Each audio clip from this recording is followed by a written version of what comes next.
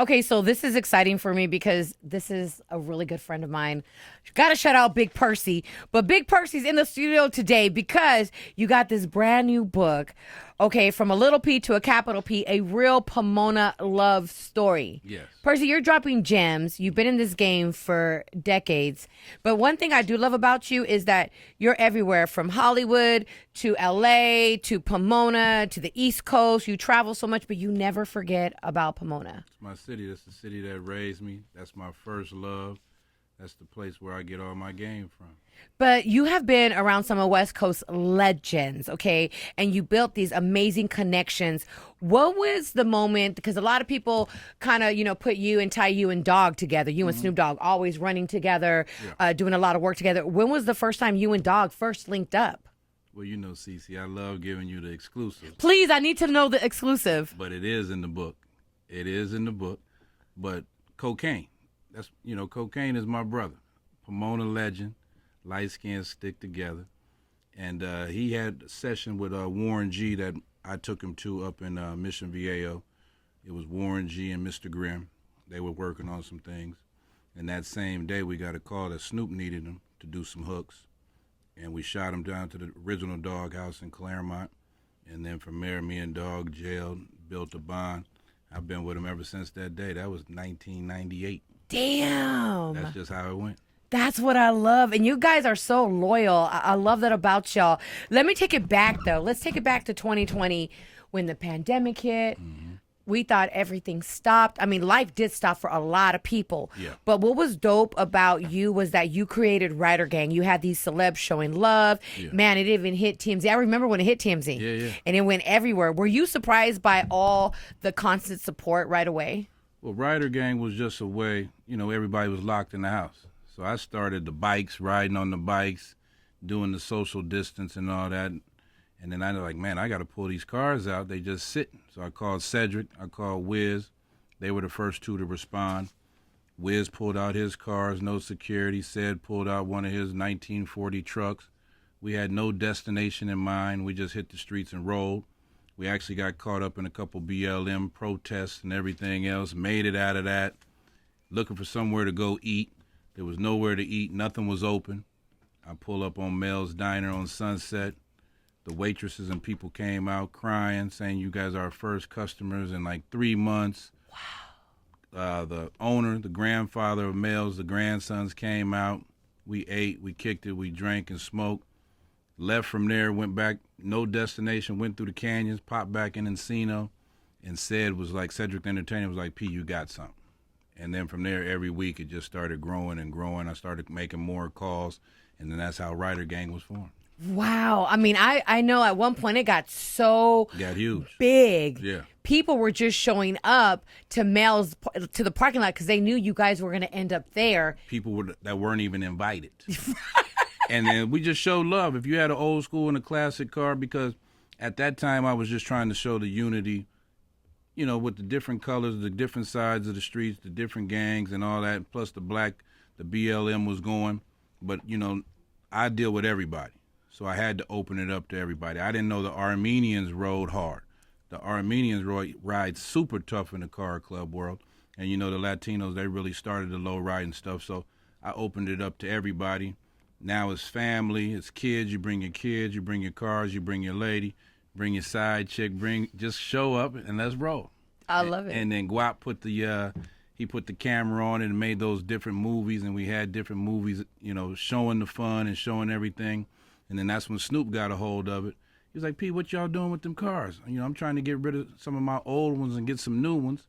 And then he showed up to Mills, and TMZ was hiding in the bushes. I remember that. Yeah, said we were filming a movie and rap videos and everything. We was just out there chilling, playing music, chilling, and they got a hold of it. And then Harvey called me, and it just blew up. Oh my God. I loved Ryder Gang for what y'all did. Yeah. Seriously. Like, you guys helped bring people back outside. Yeah. And it was swaggy and it was smooth the way you guys did it. We even had a debut episode, and Guap was there too, on Jay Leno. I heard about that. Yeah, we did Jay Leno's garage, me, Ced, and Exhibit.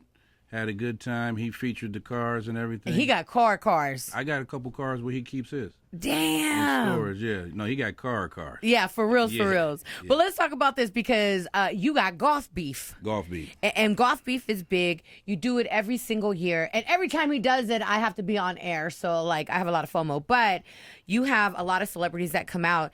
And I've seen this start from, the first year to now it's growing. And it's huge. Yeah, and that's just, see, everything that I get involved with, I'm not really looking for anything out of it. It's just a passion. Right. It's fun. It's natural. And coming to find out these ex-athletes and these comedians played golf, and then we started beefing and challenging each other and gambling on the golf course. And then everybody was like, I got beef with you. I got beef with you. And that's how golf beef came about. And it's just a phenomenon now with the celebrities and all the different companies and brands that come out, and let them network and mingle amongst each other. It's a good time. It's not like any other stiff golf tournament that you see on TV. It's a lot of fun. Vendors, drinking, partying, a little green on the green. That part right there, Yeah, yes. and it's just big networking, and we're doing it for the culture. And I love that. I love the fact that, first of all, it is a lot of different influencers, athletes, actors, hip hop artists that are all getting together, and you can network. But at the end of the day, it's all about just coming in and just having a good time, Having fun. And that's what I love about it. Going back to your book, though, from a little P to a capital P, a real Pomona love story. You guys can grab it now. Let me ask you this: how did you get the name Percy? Snoop. Wait, what? Snoop gave you that name? Everybody in the streets of Pomona and my upbringing knew me as D or Big D or X-rated. I had a couple different names. X-rated. Yeah, we're not gonna get into that one right there. The name speaks for itself. And when I first came around Snoop, I would pull up in the mink coats and the Mercedes, and my buddy at the time, C-Note, my business partner, he would pull up. We would just be fly.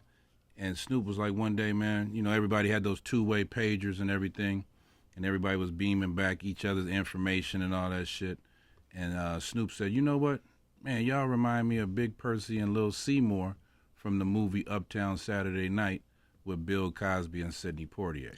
Oh, my God. And then everybody heard that and started sending information and calling me Big Percy, and it stuck. Oh, my goodness. So Snoop Dogg got your name and said, we're going to change it to call you Big Percy. Big Percy, because in the movie, the guy, Big Percy, he looks about 7 foot. He's about 6'10", and then the business partner, Little Seymour, was a little short, cocky, criminal-minded dude, and that's how my business partner looked. Oh, shit. So you would see this big old giant dude and this short, stocky motherfucker straight out the pen, and we would just fly making things happen. And he was like, man, that's Big Percy and Little Seymour. And it, like I said, it's stuck, and that's who I am. Damn, that's a story. Yeah, in the book, Dog gives me the first forward and the first quote, and it's going viral right now about him, how he gave me the name. I love it. I love it. All right, but let me ask you this. With your book, and this is what I want to ask you, what do you want readers to get out of your story? Because I looked at some of your reviews. Man, let me read your reviews back to you. Okay. Okay. Yeah, we did our research. Yeah. All right, listen to this. This is a review. This isn't just a book. It's a blueprint for life. Percy keeps it real about the ups, the downs, and everything in between. It's a gem for anybody that's out there grinding, dreaming, and trying to make it happen. This book isn't just a memoir. It's a call to action for anyone that's trying to strive their mark and make it. Wow. They said it's a blueprint for life. I don't even want to know who said that, but whoever said it, I appreciate it. And they got the gist of what I'm trying to portray and trying to let the youth know. If I can make it, anybody can make it. Now, Cedric the Entertainer called you the ultimate mover, shaker, and connector. That's high praise coming from a legend. Yeah. What does that mean for you personally? It's a blessing. That's how I've always carried myself. If I consider an OG, a double OG, and a triple OG, and I'm not able to give back and open up my resources like it was opened up to me, I'm not an OG.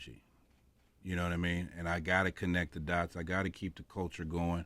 I got to let the guys know, red and blue make green. Everybody is from a section, but once you come together and you start becoming, showing the unity, that's when the corporate America start kicking in the dollars and, Right. and want to play. But when you got the bullshit and the nonsense and all the violence, they scared of that.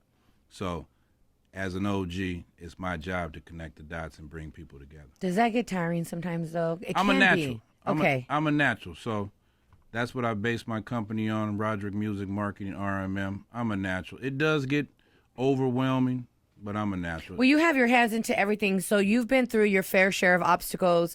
But one thing about you that I do admire is that no matter what, you're always pushing and you never stop. What's the key? And this is for you guys that are watching right now, because I want some of you guys to listen to this. What's the key to turning a no into a yes? Well, the key for me in turning a no into a yes is I'm always willing to learn. I'm always willing to grow. I don't think I'm better than anybody. So if a door closes on me, I'm figuring around the corner it's another door that I can kick open. All I got to do is get 1 foot in. If I get 1 foot in, I'm going to spit the game and go for mine. I'm a gifted vocab. Right. I can hustle anything. You know what I'm saying? We got a saying in the streets, pimps do what they do, but I pimp motherfuckers in 3-piece suits. Damn! You know what I mean? Perfect. Yeah, so it's game. If you let me in, I'm going to bring something tangible to the table, and we're going to make some bread. Now, let me ask you this. What's your secret? Because you've been in this game for so long. What's your secret to staying relevant and really still hustling in this game? It's hard to stay relevant, especially the way the times and the trends change, but you have somehow mastered it. God first. And I don't judge people on who you pray to or what you believe in, just long as you believe there's something greater than you. And then I have one of the best mentors and brothers and friends in the world, and his name is Snoop Dogg. And if you can't follow in his footsteps and see what he's doing as being the number one face, the icon in the world, He's everywhere. making moves, follow that lead, why are you around? You know what I mean? He's been doing it, changed his ways, changed his name, changed his environment, changed his situation. He's adapted. They don't call him Uncle Snoop. They don't call me Uncle P for, they call us that for a reason. That's out of respect. That's out of respect. Yes. Because we show love. We show love. And it's not us boasting and bragging, because in my book, I talk about my hard times. I talk about when I hit rock bottom a few times. I just make it look easy. I was going to say, because I've always seen you stand strong. Yeah, but in my early days, before I was with Snoop and doing my thing and hustling and coming off my basketball careers and everything else and the downfalls from the basketball, you had to get out there and hustle. I've lived out of trap houses myself, but I don't boast and brag about it. Right. I've had my rock bottom times. I made my mom cry, my grandmother cry many nights. But with the blessings and everything else, I was pulled out of that situation because somebody seen something greater than me. How do you manage just being that person that's really just the plug in the industry for a lot of different artists? You're really, you have your hands into everything and you have all these different events, but at the end of the day, you're a dad. Yeah, I'm a you know what I father. mean? Yeah. And you're somebody's pops. Like, how do you balance being dad and being Big Percy? I know when to shut it down. My kids can call me and ask for anything, and I'm going to shut it down. I don't care where I'm in the world. They know Dad is there for them. Dad is going to push the line for them. Dad is going to tell them the real. Dad's going to straight shooter. You're going to either love it or you're going to hate it, and you're going to have to deal with it, because that's how I am. I can't sugarcoat it and water it down, because that's not how it is in my eyes. Right. And I don't want them to go through the trials and tribulations that I went through. So I try to give them a little game and give them the heads up. But it's everything that's happened and everything that's going to continue to happen is just a blessing. Right. It's just a blessing, and that comes from doing good business. Now, let me ask you this, because you also have your hands with not just putting out a book and dropping gems for you guys to read and make sure you guys purchase the book, but you also get people involved. You did Pomona City Movement, which I really loved about you, because there was these younger, talented artists out there in Pomona that really weren't being heard at the time. And they had so much talent and raw talent. They were just so hungry.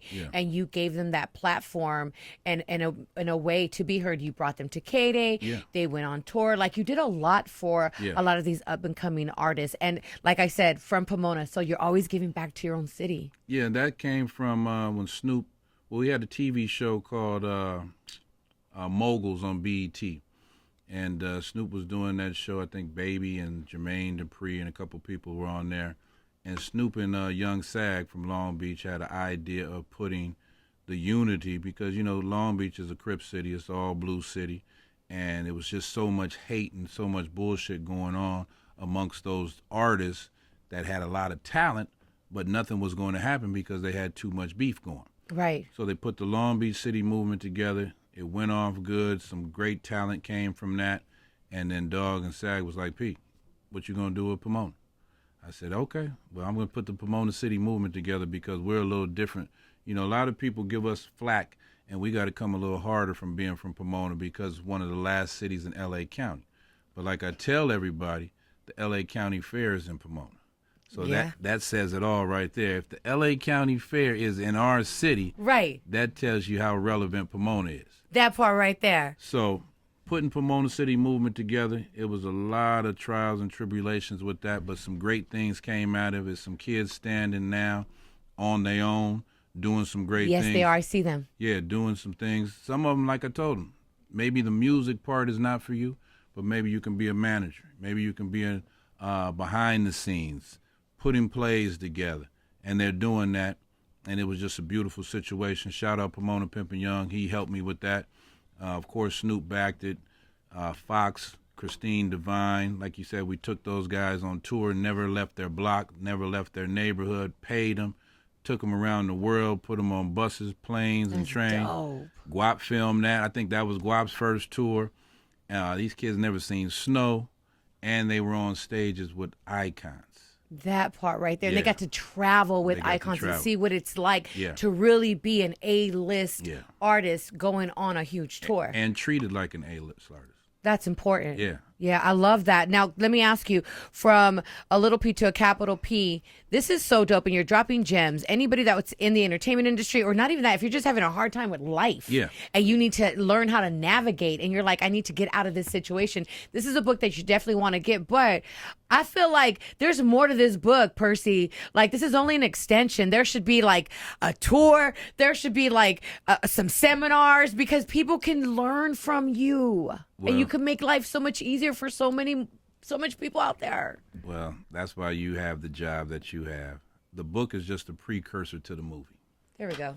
There we See, go. and There we go. I don't know if anybody told you. I didn't. No, I know. This is just Yeah. me. And my movie's been done for 10 years. It's been in the can. You can always add to it and everything else. But the book, because everybody's always asked me, P, where you from? How did you get in the game? Unc this, Unc that. So the book is just giving them a teaser to when I drop the movie and really lay it on the table. But everything that's in the book, I have the footage, I have the pictures, I have all the content, because I always kept a camera or a cameraman with me. And the movie is up next. That's what I'm talking I'm about. actually in a couple of little bidding wars right now. Tubi's offered me a deal. I love Tubi. I love Tubi too. If you can't find nothing, pull up Tubi. You're going to get some real gangster shit. That's what I'm saying. Yeah. I love Tubi. You Yes. know, that's one of my favorite apps right there. I think definitely should lean that way. But yeah, I that's why I love it, because I'm like, this is seminars. This is like a workshop. Mm-hmm. This is like people can really learn from life. I know you're in the entertainment industry, but there's certain things that people can take and apply to their own Yeah. life that they're doing. Yeah. Now, let me take it back to golf beef. This is crazy, because we heard Matt Barnes finally got you on the golf course, and he's been bragging about it. So what's the real deal? Are you letting him win? Is this rivalry heating up? I'm Is about there some tired golf of beef? Matt. What's going on? I'm about tired of that boy, man. So, Matt was the worst. He was. Ooh. We have a thing that after every match, the loser gets a pink ball or a shitty diaper, and that just lets you know that you're the worst of the day. So Matt has about 100 pink golf balls at home. Matt has the resources for coaches, new clubs, trainers, golf simulators at home. So he's been getting better. He's been practicing. Right. So me and him have a discrepancy of the last few tournaments, the last few games that we played. He said he's 3-1. I say he's 2-2. Okay. We played in New York with Ja Rule. We played a couple times out here in Glendale. He did beat me 2 times that I remember. Okay. The third one, I don't remember. I don't remember. And see, when we put these tournaments together and he play in all these celebrity tournaments, we just won a tournament in Valencia. I'm like a general manager. I know how to put the teams together. So I put Matt on there for the star power and the pretty boy look and all that. But then I go get the heavy hitters. Mm-hmm. I have a guy named KD, which is a golf pro that plays on the APGA tour, hits the ball, 400 yards, 300 yards. Every time he hits it, we're 60 yards from the green. I pull my buddy Louie. Louie is an ex-baseball player. Louie hits the ball a mile. And I put those guys together because all I have to do is putt a couple times, chip a couple times, have a few shots, smoke a couple cigars, and we win these tournaments. Right. So I'm a great general manager. Yes, you are. Yeah. Percy, you are. Who's your favorite person to play on the golf? Right now it's Matt because we got a rival going. Okay. We got a rival going, and sometimes he just... Who's really good at golf that we'd be surprised about? A lot of these comedians are really, really good at golf. Danny Green's good at golf. Alex Thomas gets away with some stuff here and there. Chris Spencer is good at golf. Said he plays a lot, but he's not that good to me. George Lopez, if he played more, he would be better. But a lot of these guys in the comedic world are good golfers. A lot of ex-NBA players, because you got to look at it, and I look at it the same way, we're still competitive. Mm-hmm. And now you can be on the golf course talking shit with some guys that got some similar skills to you, and you can still compete. I'm done with basketball, so it's either golf or it's bowling. Oh, I heard that. Okay. Or a little shuffleboard. Or a little gamble. That part right there. Yeah. Hey, listen, so for anybody purchasing this book, what do you want them to walk away with? I just want them to know that there is hope. Don't give up. If I can make it, you can make it. Always keep your ears open to learn something new because it's a lot of game out there. Never, never block your blessings because you're never going to know where it comes from. And just like me putting this book, of course, I had aspirations and dreams of doing it and went to a few people, and they dragged and couldn't really make it happen. I played in George Lopez's golf tournament. I play in it every year. In the gifting suite, it was a publishing company, a white lady in there selling her books, and she usually does books for inspiration. Her name is Linda. Her publishing company is called Action Takers. And she usually does uplifting and inspirational books for women. But she had some cold titles that I seen that caught my eye, and me and her was chopping it up. I said, you know what, I've been wanting to do my book. And she said, let's do it. And that's just how it happened. Damn, but it's a hustle. You're hustling, and yes. We started talking, and she found me a ghostwriter, got the ghostwriter. We started brainstorming and networking and recording different stuff. Took about 8 months. And then it just blossomed. Now that everybody's seeing the movement and what I'm doing with my book, I'm helping 10 other people put their books up because they never had action on a publishing company, didn't know where to go, got crazy stories in their head. A couple people got the stories already written, done. Damn. But just didn't have a place. My boy Miguel Nunez, the actor. Yeah, I know who he is. Full story done, packaged, everything. Didn't have a publishing company. So I'm going to help him. We're going to run it through Action Takers. That's what you do, Percy. You just help out everybody. You really do. Yeah. You have a big heart. You can be a little intimidating at times. I'm just going to let y'all know, but I love Percy. He got a big heart. That comes from my grandmother. This book is actually dedicated to her. I lost her November last year. Lost my auntie this year. So the book is dedicated to them because I wouldn't be in the city of Pomona without them. Right. I wouldn't be able to see the different things that I was able to see on both sides. You know, I was attracted to the street life. I didn't have to be in the streets. I was just attracted to it. Got you. I had different opportunities that most people don't. But I was pulled into that.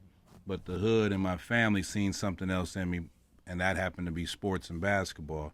And then I was able to transition into the management and entertainment business. And this is where you're at, and this is where Yeah. you soar, man, for reals. Listen, congratulations. You know it's all love over here. And I can't wait. I knew it was going to be bigger than this book because I'm just Yeah. like, it's just too much. Nah. I knew you had something else going on. The movie. Oh, my goodness. And I the can't mo- wait for that. And like I said, the movie, everything I say in the movie, the footage pops up or a picture is dropped. I got all the receipts. Okay. Well, can we be at your premiere when you Oh, do yeah, the movie? done. Okay. You know you covering Oh, that. come on. There it is. He said it right Yeah. there. I got you. Yeah, you know you covering that. From a little P to a capital P, make sure y'all go ahead and grab that book. Thank you so much. The bestseller, too. Where can they grab it? It's #1 on Amazon. That part. New releases, #1 in the hip-hop music genre. It's #2 in the sports genre behind MVP Jokic. So I'm #1 in 3 categories and #2 in another category. But Amazon is pushing it. They said they haven't seen the buzz and traction for a new book and a new author like this. You can just go to my website. It's bigpercysbook.com. Or you can go to Amazon and just punch in from a little P to a capital P. It'll pop up. Numbers don't lie. People lie. So when you click it, don't listen to me. Click all that top seller stuff and see who pop up. I'm ahead of Eminem. I'm ahead of De La Soul. I'm ahead of a lot of heavyweights in the game. My book is #1. I love that. Listen, sending you off with this, just another review. I absolutely loved reading Percy's story. It made me better understand the difference between different cultures and that there are cultures within cultures. 1,000%.